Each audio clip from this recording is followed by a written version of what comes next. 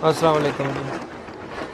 हाँ जी दोस्तों, प्लास्टिक दी बोतलों देखो कितना यूज नहीं हो के बन रहा इन्हों का नाल। अगर यार जे वीडियो पसंद आए तो लाइक कमेंट तो बनता है, नाल सब्सक्राइब प्यारा सा एक कमेंट कर दिता करो।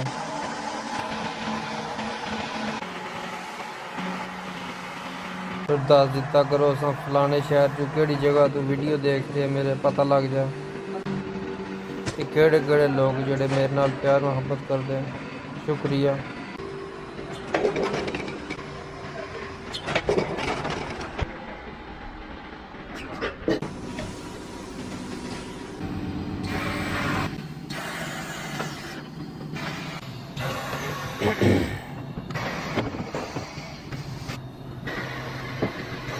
दोस्तों वीडियो पसंद आए लाइक कमेंट एंड सब्सक्राइब।